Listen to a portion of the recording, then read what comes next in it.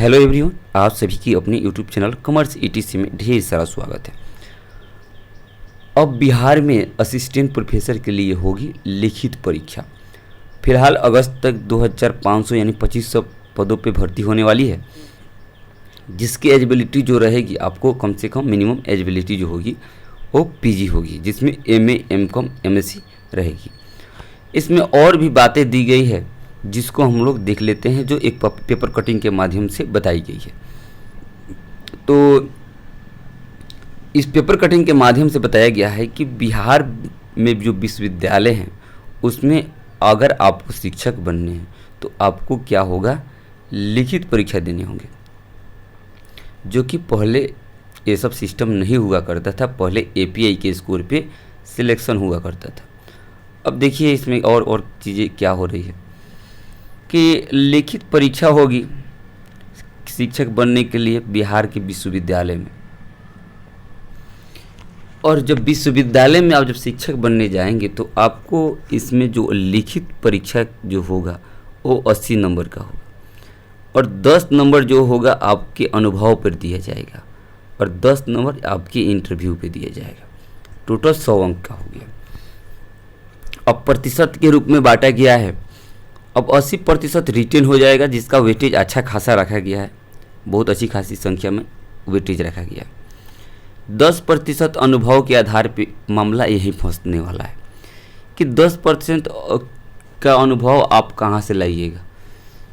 ठीक है, जो लोग पढ़ा रहे हैं उनके लिए ठीक है, जो लोग नहीं पढ़ा रहे हैं, फ्रेशर हैं, न्यू हैं, उनके लिए थोड़ा सा यहाँ पे प्रॉब्लम हो सकती है।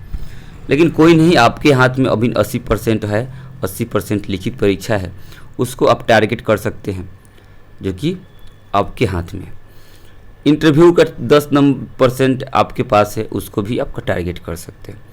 और भी चीज़ें बताई गई है कि इसी साल विश्वविद्यालय कॉलेज में सहायक प्रोफेसर नियुक्ति में वैकेंसी आएगी। नए प्रावधान से होगी 2500 से अधिक सहायक प्रोफेसरों की नियुक्ति। नई प्रावधान क्या मतलब हो गया, प्रावधान प्रोविजन बोल लीजिए। इसका मतलब हुआ कि लिखित परीक्षा जो आ रहा है यूनिवर्सिटी के अंतर्गत असिस्टेंट प्रोफेसर के लिए, उसके लिए आपको क्या करना होगा, लिखित परीक्षा देना होगा नई प्रावधान के अनुसार। उसके बाद आप इंटरव्यू दीजिएगा, फिर आपका देखा जाएगा कि आपके पास एक्सपीरियंस है कि नहीं। अगर एक्सपीरियंस है तो आपको यहाँ पे सब कुछ अच्छा रहा तो नियुक्ति मिल सकती है। और भी इसमें इसके पहले मामला बहुत सारा धांधली हुआ था। इसके मामला बहुत मतलब कि वैकेंसी जो आई थी उसमें पेच फंस गया था। जैसे 2020 में 4638 पोस्टों पे क्या हुआ था कि बहाली आया था, जो कि बिहार राज्य विश्वविद्यालय आयोग के द्वारा लाई गई थी। उसके पहले 2014 में 3364 पदों पे बीपीएससी के द्वारा लाया गया था बहाली। उसके पहले 1998 में बिहार विश्वविद्यालय सेवा आयोग के द्वारा लाया गया था। सभी में पेच फंसता गया। सभी का ऐसा कोई भी वैकेंसी नहीं था कि अच्छे रूप से लिया गया। सबका पेच फंसता गया। सबका पेच फंसने के बाद में कहाँ गया, कोर्ट में गया, हाई कोर्ट में गया। हाई कोर्ट में बहुत सारी मामला फंसी रही। तो इस सभी मुद्दों से हटने के लिए यहाँ पे लिखित परीक्षा लिया जा रहा है। अब इसमें देखने वाली बात है कि नेट, बेट और पीएचडी किनको मिनिमम एलिजिबिलिटी देते हैं। पीएचडी वाले को देते हैं, नेट वाले को देते हैं, या बेट वाले को देते हैं। अगर बेट वाले को देते हैं तो इनको सबसे पहले बेट कराना पड़ेगा। बिना बेट का फिर इनको वैकेंसी निकालने से कोई फ़ायदा है नहीं। ठीक है, चलिए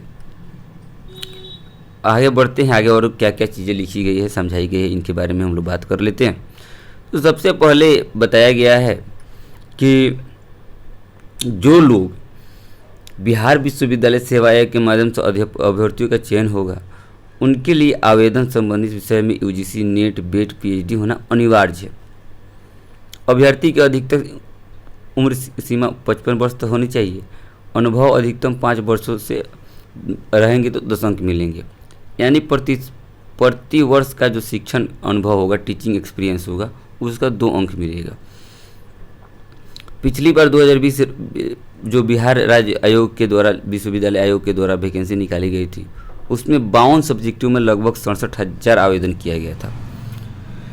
तो यह बात तो ठीक है, लेकिन भाई मामला फंस रही है कहाँ पे, हम सभी के लिए मामला फंस रही है यहाँ पे। एक बार इसको देख लेते हैं। मामला फंस रही है भाई यहीं पे। बहुत लोग के पास में नेट होगा, बहुत लोगों के पास में नेट नहीं होगा। तो नेट के साथ साथ बेट भी आपको कराना होगा, तो बेट आएगा कहाँ से, ये भी चीज़ें हैं। ठीक है, देखिए क्या होता है आगे की प्रक्रिया में। सबसे पहले साइन तो हो जाए, साइन होने के बाद तो ये लागू हो जाएगा। यही सब बात इसमें दिया गया है। अब मुख्य रूप से यही बात है कि अब क्या होगा, विश्वविद्यालय में असिस्टेंट प्रोफेसर बनने के लिए आपको परीक्षा देनी होगी, वो भी लिखित परीक्षा देनी होगी।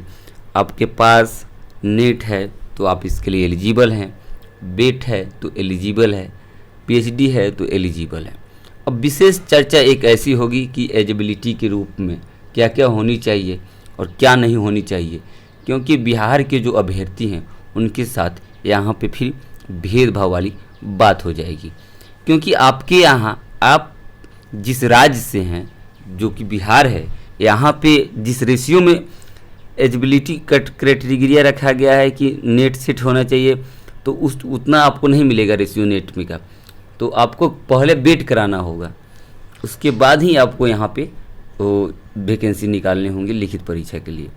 चलिए ठीक है, हम लोग आगे देखते हैं क्या क्या हो रहा है।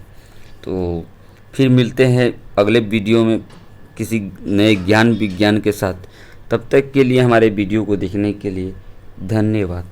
चैनल पर नए हैं तो सब्सक्राइब कर लीजिए, ताकि इसी प्रकार से कोई भी सूचना हो, ज्ञान हो, वो सभी प्रकार की चीज़ें आपके बीच में जाए और आप अपने दोस्तों के पास भी शेयर कर सकें।